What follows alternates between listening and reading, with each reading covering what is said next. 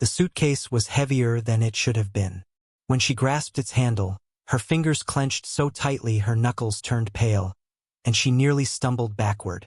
That fleeting instant, when a spark of surprise broke through her carefully crafted composure, made every moment I'd spent planning this weekend worthwhile. "Good heavens, did you stuff rocks in here?" she quipped, her laughter thin and forced, her gaze flicking toward me, searching for a response. I offered a casual shrug, my expression deliberately blank. "Got everything you need for the trip in there?" I asked, keeping my voice even. "It's a special getaway, isn't it?"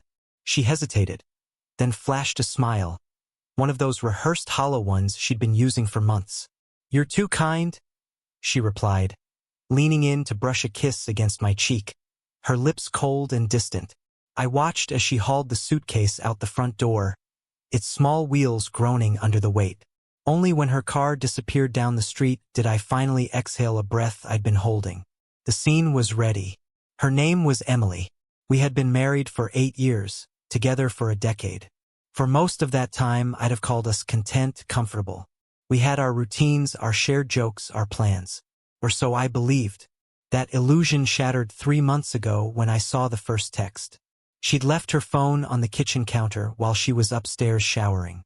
I wasn't prying. The screen just lit up on its own. My eyes betrayed me, catching the words, "Can't wait to see you this weekend. I miss you so much, Derek." Derek. The name meant nothing to me. No friends, no colleagues she'd ever mentioned bore that name. My stomach churned, but I didn't confront her. I'd learned long ago that rushing in without evidence only leads to chaos. I needed undeniable proof, something she couldn't dismiss. So I waited and began my work. In the weeks that followed, I became a performer in a play she didn't know she was starring in. While she went about her life believing I was oblivious, I carefully unraveled her web of lies. I installed software on her computer to log every keystroke she made. I traced their emails, their late-night messages.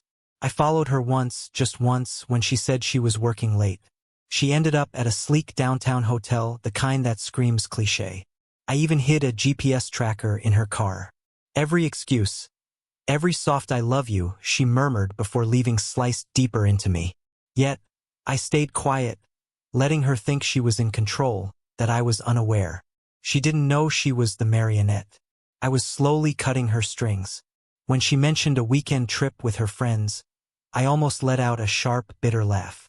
Her lies were obvious now. Her friends were suddenly unavailable, her plans vague and contradictory, and the faint trace of cologne on her shirt, definitely not mine, betrayed her.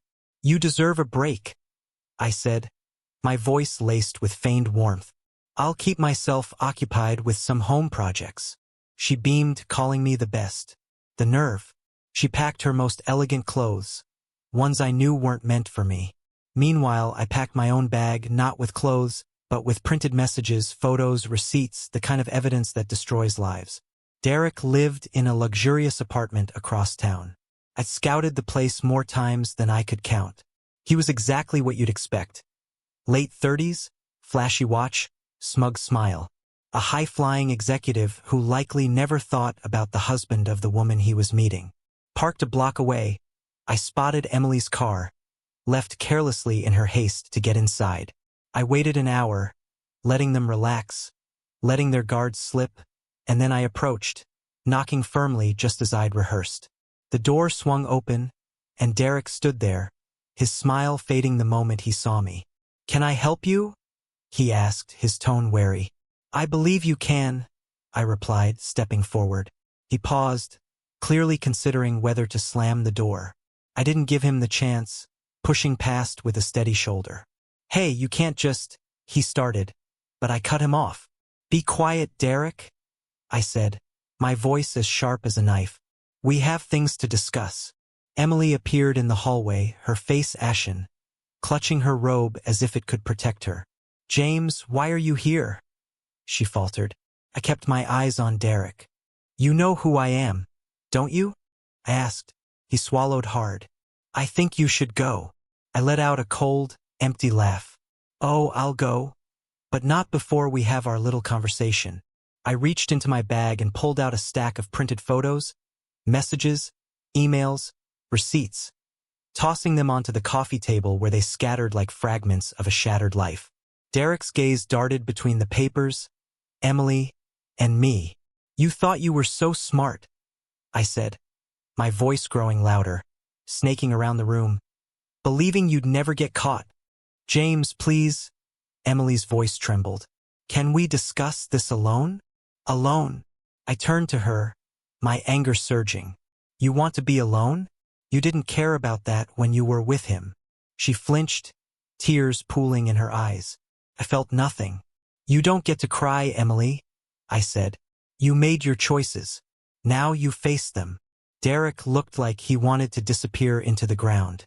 "How does it feel, Derek?" I asked. "Knowing your little scheme is finished?" He stammered. "Look, I didn't mean for any of this." I interrupted him. "Save it. I don't want your excuses. But your wife might." His face paled. "What?" "Oh yes," I said. "I found her. Lovely woman. Do you want to know who she's married to?" "James, please," Emily whispered, desperate. "Don't do this." I turned to her, my tone low and lethal. "You should have thought of that before." I grabbed my bag and headed for the door, pausing to glance back at Derek. "If you ever come near my wife again, I'll make sure everyone you work with knows exactly what kind of person you are." Then I walked out, leaving a silence thick enough to choke them. The consequences came quickly and brutally. I sent everything to Derek's wife the next day along with a brief note. "I'm sorry for your pain. You deserve the truth." She filed for divorce within days. Word spread at Derek's company, and he was quietly asked to resign. Emily tried to apologize, pleaded, offered explanations. I didn't listen. The divorce papers were already prepared. She left with only the clothes she could carry. It wasn't simple, none of it was. But standing in the quiet of my now empty home, the burden of betrayal finally lifted. I realized something. I'd lost a wife, but I'd gained something far more precious. Freedom, and the quiet satisfaction of knowing justice had been done.